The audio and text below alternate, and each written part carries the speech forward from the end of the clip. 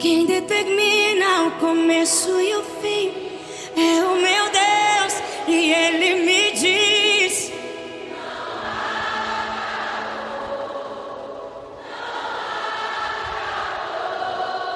abro os meus olhos e posso ver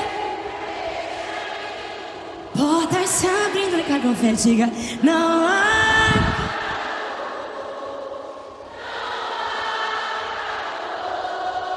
Não, não é o fim da história.